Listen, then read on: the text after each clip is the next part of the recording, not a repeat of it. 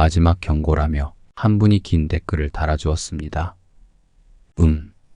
이분도 10월 27일 모임에 관해 우려를 하는 부분이 있습니다. 물론 저도 차별금지법을 반대합니다.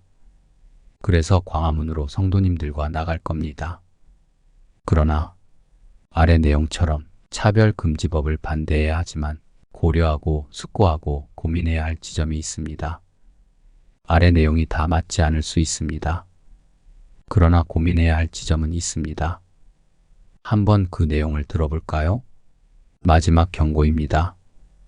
물론 대부분 듣지 않을 것이라고 보지만 나라가 멸망한다는 예언을 눈물을 흘리면서 외칠 수밖에 없었던 예레미야의 심정으로 외칩니다. 1027 집회는 당신들이 희망하는 대로 되지 않을 겁니다. 절대로. 그게 무슨 헛소리냐, 하나님께서 하시는 거다라고 반박하시겠지만 그렇게 될 수밖에 없는 절대적인 근거가 있습니다. 그것도 5가지나. 1. 이 집회에 참여하는 사람들의 마음이 결코 하나가 될 수 없는 구조 때문입니다. 여기까지 왔으니 눈치챌 분들은 다 눈치챘겠지요. 이 집회에 참여하려는 사람들의 생각과 뜻이 제각각 다르다는 것을. 첫 번째는 절대로 정치 집회가 아니라는 부류, 두 번째는 정치 집회여야 한다는 부류, 세 번째는 정치와는 별개로 한국교회의 회개와 각성을 바라는 부류, 네 번째는 자기 주관 없이 그저 흐름에 따라 교회와 목사님들을 따라 참여하는 부류입니다. 동상이몽도 이런 동상이몽이 없습니다. 현실이 이러한데 이 집회로 어떻게 한국교회가 하나 될 수 있단 말입니까? 오히려 분열되면 분열됐지 하나가 되겠다고요? 꿈도 크십니다. 바랄 걸 바라십시오. 태극기 부대의 댓글들이 안 보입니까? 2. 이 집회는 많은 분들이 우려했던 대로 정치 집회가 될 수밖에 없습니다. 왜냐하면 이 집회에 참여하는 사람들이 어디서 왔는지, 무슨 소속인지 알 방법이 없거든요. 온라인을 통해 참가자 신청을 받고 있다고는 하지만 그게 현장에서 무슨 소용이 있겠습니까? 그 많은 인파들 사이에 끼어서 태극기와 성조기를 단체로 꺼내서 흔들면 그걸 통제할 수 있을 것 같습니까? 전광훈의 태극기 부대의 움직임이 미지수라는 것도 큰 변수입니다. 당일 오전에 광화문에서 집회를 한다지요? 집회 끝나고 순순히 자리를 비켜줄 것 같습니까? 전광훈 말로는 자기들은 계속 광화문에 있을 거고 집회 측이 시청 쪽에서 할 거라고 했다는데요. 광화문으로 모이자고 하지 않았습니까? 전광훈의 말이 맞다면 이 무슨 망신입니까? 집회를 광화문에서 하겠다고 했을 때 태극기 부대가 그 자리에 계속 버티고 눌러앉아서 태극기와 성조기를 흔들어대면 그 사람들을 주최 측 사람들이 막을 수 있을 것 같습니까? 수년간 정부 기관을 상대로 교회 알박기를 하면서 온갖 산전수전을 겪은 그 좀비들을. 3. 이 집회를 바라보는 세상 사람들의 싸늘한 시선입니다. 당신들이 아무리 정치 집회가 아니라고 해도 세상 사람들의 눈에는 정치 집회로 보일 수밖에 없습니다. 왜냐하면 법안을 반대하기 위한 집회거든요, 이게. 심지어 아직 만들어지지도 않은 법을 가지고 말입니다. 차라리 한국교회의 회개와 각성을 타이틀로 내걸고 모이자고 했으면 더 나았을 겁니다. 차근법 반대는 별개로 외치더라도. 그런데 타이틀부터 시작해서 내용까지 차근법 반대를 내걸고 있으니 세상 사람들이 어찌 정치 집회가 아니라고 보겠습니까? 심지어 광화문에서 하겠다. 전광훈이 하고 있는 집회와 뭐가 다르냐고 하지 않겠습니까? 지금까지는 전광훈이 이끄는 집회라고 사람들의 인식에 새겨져 있었겠지만 이 집회를 하게 되면 어떻게 될 것 같습니까? 한국교회 전체가 전광훈과 똑같다라는 인식이 세상 사람들에게 심겨질 것입니다. 그렇게 되면 그 후 폭풍이 어떤 식으로 몰려올지 생각해 보셨습니까? 전도의 문을 막다 못해 부수려고 작정했습니까? 4. 이 집회는 절대로 한국교회의 회개와 각성운동이 될 수 없습니다. 왜냐하면 교계 지도자들이 그럴 마음이 없거든요.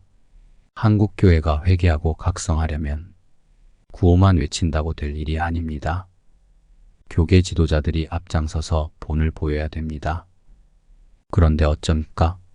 그런 일이 일어날 것 같습니까? 요즘 장로교 통합 측이 가장 문제가 심각한 것 같으니 미안하지만 그쪽을 예로 들겠습니다. 명성교회의 세습 문제와 총회장의 불륜 의혹 사건, 이 문제에 대해 회개한 사람이 있었습니까? 회개는커녕 뻔뻔하게도 덮으려고 하고 철폐하려고 했습니다. 그런데도 회개와 각성을 외칠 양심이 있습니까? 사랑의교회 오정현 목사 역시 그렇습니다. PD수첩에서 나온 의혹만 해도 한가득이고 고옥하는 목사님이 오정현 목사에게 보냈다던 편지도 국과수가 진짜임을 입증했습니다.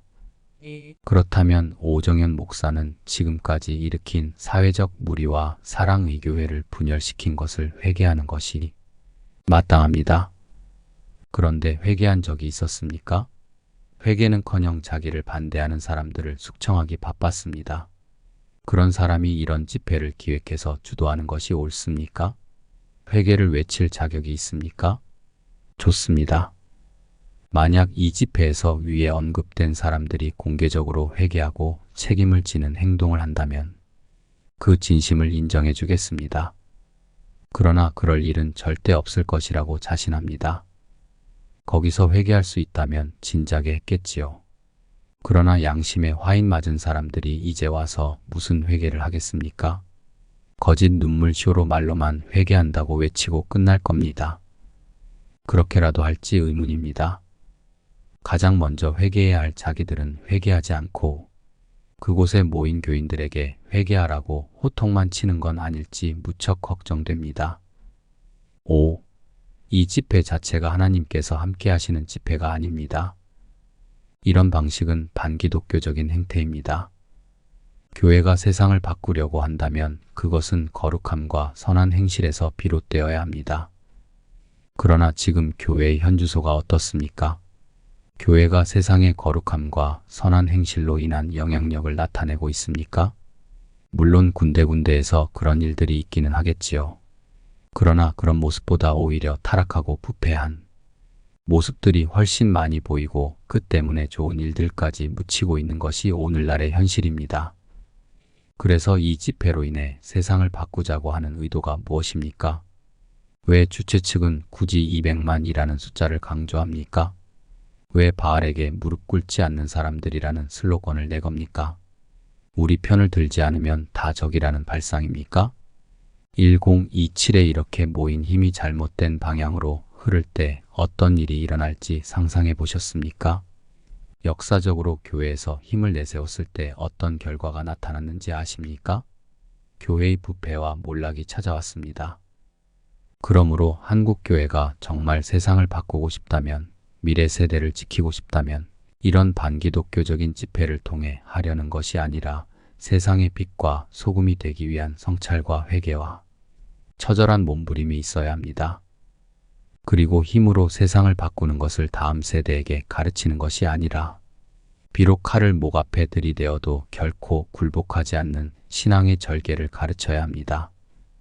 그것이 지난 2000년의 기독교 역사이며 신앙의 선배들이 걸어온 길입니다. 지금 이건 잘못되어도 한참 잘못되었습니다.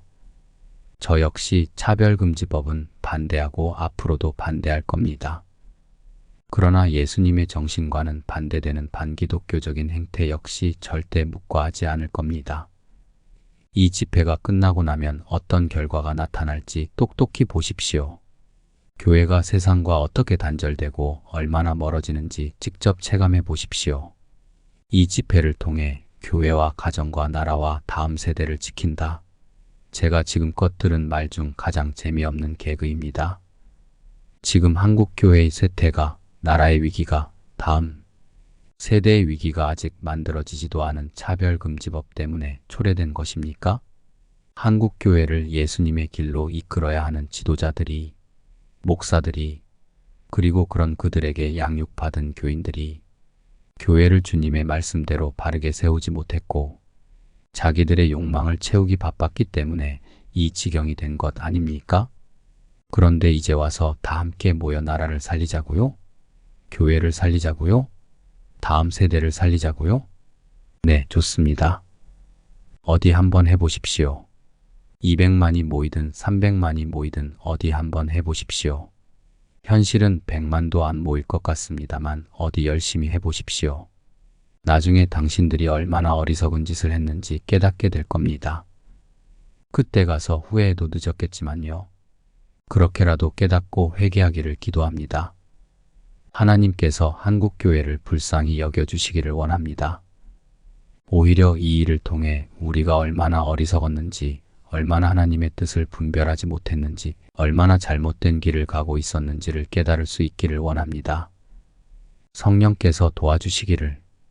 여러분은 이런 부분에 관해 어떻게 생각하시나요?